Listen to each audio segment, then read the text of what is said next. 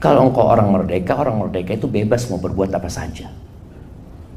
Tapi kalau engkau budak, engkau tidak akan berbuat kecuali sesuai dengan keinginan majikannya. Sadar dia. Kita ini semua budak.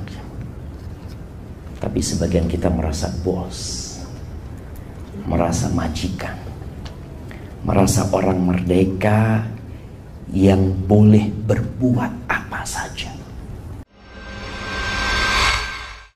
Bismillahirrahmanirrahim.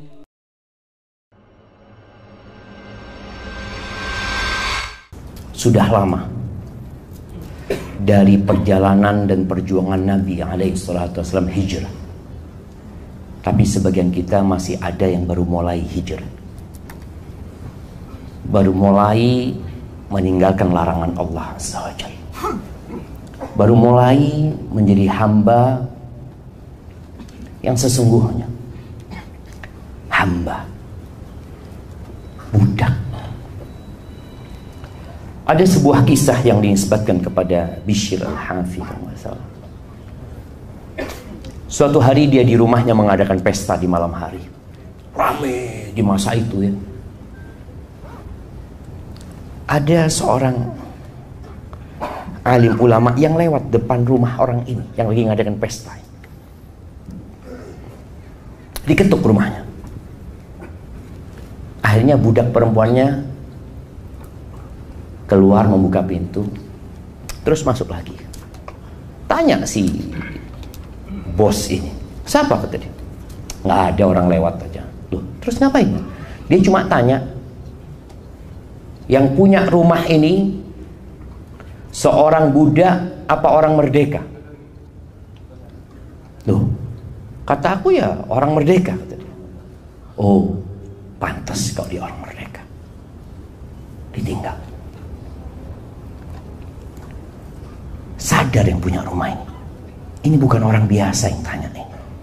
Dan pertanyaan yang tidak biasa ditanyakan, kata dia. Keluar rumah dikejar orang itu. Apa maksudmu, kata dia. Ya aku tanya. Kalau engkau orang merdeka itu bebas mau berbuat apa saja. Tapi kalau engkau budak, engkau tidak akan berbuat kecuali sesuai dengan keinginan majikannya.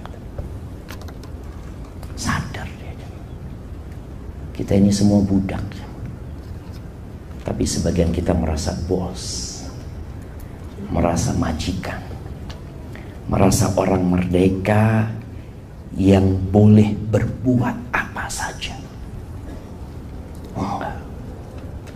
Antum tahu Nabi Ibrahim, ketika seorang tahu bahwa dia adalah budak, apapun perintah majikannya dia nurut.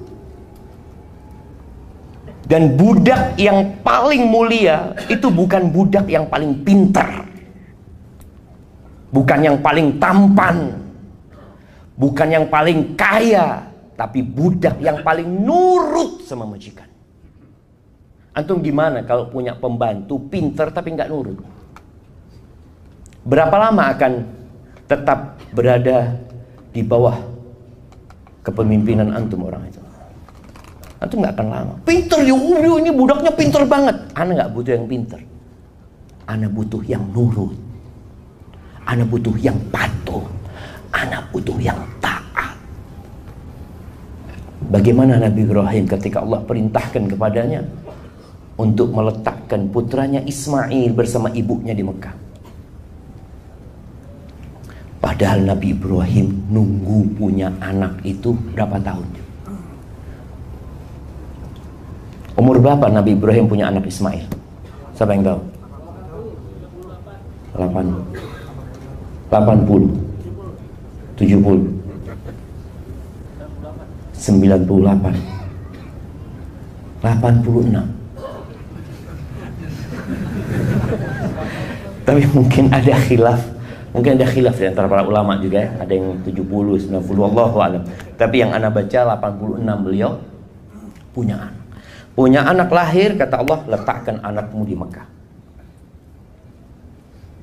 Tahu Nabi Ibrahim dengan posisinya, aku budak. semua yang ada dalam tubuhku ini milik Allah Azza wa Jalla. Aku harus nurut. Allah bukan hanya bisa mengambil anaknya, nyawanya Allah ambil. Itu ketika budak tahu dia tidak memiliki apa, berangkat Nabi Ibrahim. Naruh itu yang namanya Hajar bersama putranya Ismail ditaruh di sana. Hajar bingung. Ini kok bisa ya? Seorang suami, seorang bapak meninggalkan istrinya, meninggalkan anaknya yang masih dalam susuan di tempat yang tidak ada satupun manusia. Nggak ada rumah, nggak ada bangunan, nggak ada pertanian, nggak ada persawahan, nggak ada. Sendirian ya. Ketika Nabi Ibrahim pergi dengan ontanya, Hajar mengikuti. Ya Ibrahim, ilaman takiluna. Ibrahim, engkau titipkan kita ke siapa? Biasanya kan orang kalau pergi-pergi nitipkan, aku mau safar ya, titip sama tetangga, titip sama orang tua, titip sama mertua, titiplah kepada orang-orang yang kita percaya bahwa mereka dapat menjaga keluarga kita. Ini nggak ada siapa-siapa. Maka wajar pertanyaan Hajar, ilaman takiluna. Kau titipkan kami ke siapa? Nggak ditoleh sama Nabi Ibrahim. Sedih, ayah itu mau ngelihat anaknya jamaah, sedih loh jamaah. Nabi Ibrahim berangkat terus. 2 kali ditanya, ya Ibrahim, ilaman takiluna. Engkau titipkan kami ke siapa Ibrahim? Diam Nabi Ibrahim. Sampai terakhir Hajar merasa kayaknya salah pertanyaanku, kok nggak dijawab sama suamiku. Ini para istri, ketika tanya sesuatu kepada suaminya lalu nggak dijawab, boleh jadi pertanyaannya yang salah. Ada pertanyaan-pertanyaan yang tidak butuh jawaban. Maka akhirnya Hajar merubah pertanyaannya, mengatakan, Allahu amaraka bihadza. Apakah Allah yang memerintahkan kepadamu untuk ini? Kata Ibrahim, nah. Kata Hajar, idzan la yudhayyibuna Allah. Kalau seperti itu, Allah tidak akan menelantarkan kita. Berangkat engkau, berangkat.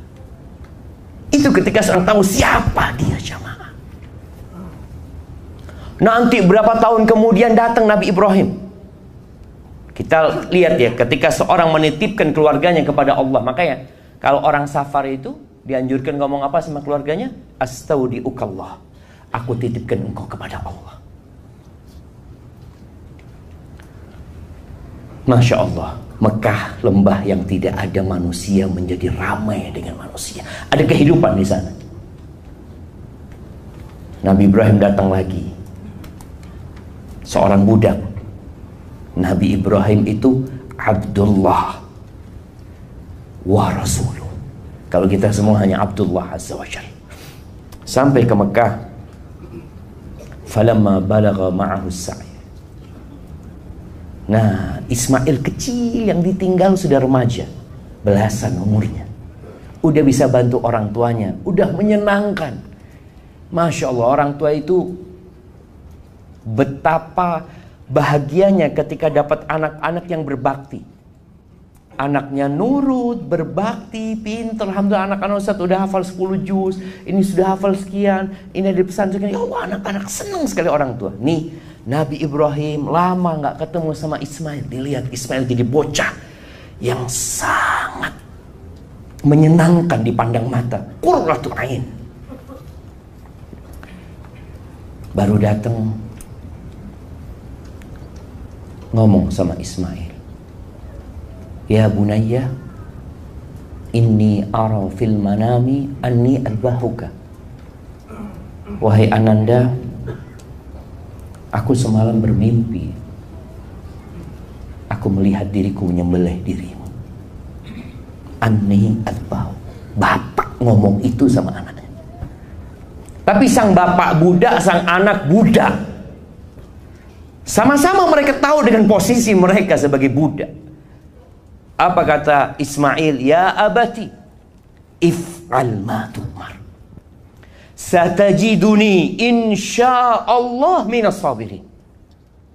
Sudah sabar nih Ismail ditinggal bapaknya. Sudah sabar ditinggal di tempat yang tidak ada manusia. Kemudian datang lagi bapaknya mengatakan, inni ara fil manami anni adbahuk. Ismail mengatakan, ya abati fa'al ma tu'mar. Wahai ayahandaku, laksanakan yang diperintahkan kepadamu. Ini lagi, budak yang paling dicintain sama majikannya itu yang paling nurut. Tahu dengan posisi dia. Maka Ismail mengatakan, laksanakan. Satajiduni insyaallah minas sabirin. Gimana ya bapak ini? Tapi itulah kehidupan jemaah. Banyak di antara kita yang gak kenal sama dirinya itu siapa, sehingga dia merasa dapat memerintah semau dia. Dia bisa berbuat seenak dia. Lupa. Seorang bos kalau punya cleaning service, lalu tahu-tahu cleaning service itu tidur-tiduran, main game ya, kira-kira antum biarkan dia? Saya bayar kamu ini bukan buat ini loh. Dan kita harus sadar Allah menciptakan kita bukan buat ini. Allah mengatakan, wa ma khalaqtul jinna wal insa illa liya'budun. Tidaklah aku ciptakan bangsa jin dan manusia kecuali untuk beribadah kepadaku, kata Allah. Jemaah, kita perlu menunjukkan kita ini memang untuk beribadah. Nih kita mau kurban sekarang. Apa yang antum akan kurban? Berapa yang antum akan kurbankan? Kalau Nabi Ibrahim disuruh nyembelih anak dan beliau lakukan itu, antum enggak. Antum hanya disuruh menyembelih bahimatul an'am, binatang-binatang yang nggak bisa berbicara itu, yang mungkin antum tidak ikut memeliharanya juga. Beda. Orang kalau memelihara binatang dari kecil sampai besar lalu mengorbankannya, beda perasaannya.